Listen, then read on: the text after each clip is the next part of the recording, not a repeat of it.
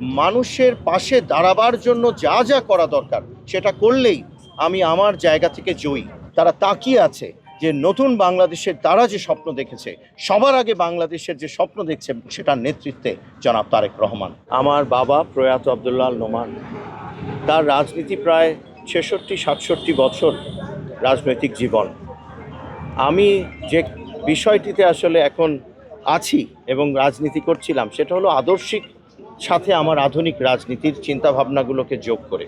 তো সেই জায়গা থেকে আসলে আদর্শ যেখান থেকে আমি পেয়েছি সেটা শহীদ প্রেসিডেন্ট জিয়াউর রহমান দেশনেত্রী, আমাদের তারেক রহমান সাহেবের, আমাদের লিডার জনাব তারেক রহমানের ৩১ দফা, সাথে আব্দুল্লাহ আল নোমান যিনি প্রমাণ করে দিয়ে গেছেন যে জনগণের জন্যই শুধু রাজনীতি করতে হয়।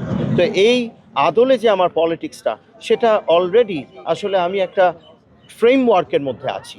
তো সেই ফ্রেমওয়ার্কের মূল শব্দটা হলো জনসেবা, সমাজসেবা, জাতি গঠন।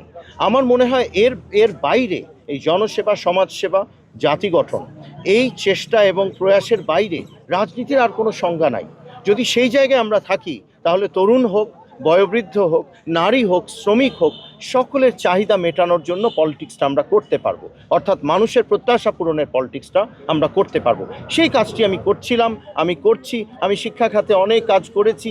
আমি সেই কাজগুলো আরও বৃহৎ পরিসরে যদি করতে পারি এবং মানুষের সেবায় যদি নিজেকে আরও নিয়োজিত রাখতে পারি, সেই কাজটি তো আমি করতে পারলেই আমার পলিটিক্সটা হয়ে গেল। নির্বাচন এটার একটি অংশ মাত্র, জনসেবা করবার সুযোগের একটি অংশ নির্বাচিত হয়ে ক্ষমতায় অথবা সংসদে যাওয়া। এর বাইরে নির্বাচন অথবা ক্ষমতার কোনো প্রয়োজন তো আমার ব্যক্তিগতভাবে নেই। সেজন্য আমার কাছে যখন কেউ জয় পরাজয়ের কথা বলে, এটা পুরোপুরি গৌণ। একমাত্র স্মার্ট সিটি বসুন্ধরা, আধুনিকতায় এক ধাপ এগিয়ে।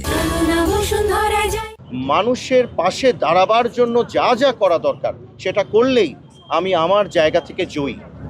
সেটা আর্থিক অর্থাৎ লিটারেলি জয়ী, নাকি আমার অন্তরে আমি জয়ী, সেটার মধ্যে যদি তুলনা করি তাহলে অন্তরে জয়ী হলেই আমার কাজটা ১০০ ভাগ হয়ে যাবে বলে আমি মনে করি।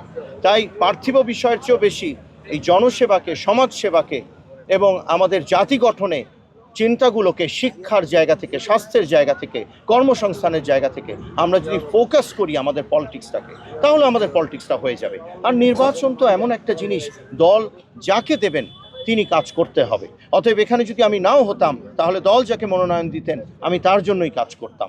দলের মনোনয়নই সর্বোচ্চ আমাদের সিদ্ধান্ত হবে, সব সময় যুগে যুগে ছিল, সেটার পেছনেই আমিও দৌড়াতাম।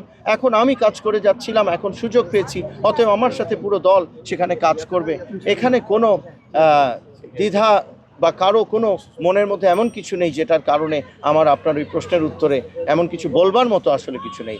অর্থাৎ আমরা খুব পজিটিভ আছি, দারুণভাবে পজিটিভ আছি। নির্বাচন খুব সুন্দর হবে যদি মানুষ সেখানে মনে প্রাণে পার্টিসিপেট করে। মানুষ যদি, এবং আমি দেখছি মানুষ পার্টিসিপেট করছে। আপনারা দেখেছেন 25শে ডিসেম্বর ১ লক্ষ ২ লক্ষ নয়, কি পরিমাণ মানুষ ১৭ বছর পরে স্বদেশ প্রত্যাবর্তন জনাব তারেক রহমানের, যে কত লক্ষ লক্ষ কোটিখানেক মানুষও বলা যায় যে সেখানে সমবেত হয়েছে। এটা কিসের লক্ষণ? এই লক্ষণটা হলো তারা তাকিয়ে আছে যে নতুন বাংলাদেশের তারা যে স্বপ্ন দেখেছে, সবার আগে বাংলাদেশের যে স্বপ্ন দেখছে আমাদের জনগণ, সেটার আসলে ধারক বাহক আমাদের এখন একমাত্র নির্ভরতার জায়গা বাংলাদেশ জাতীয়তাবাদী দল এবং সেটার নেতৃত্বে জনাব তারেক রহমান।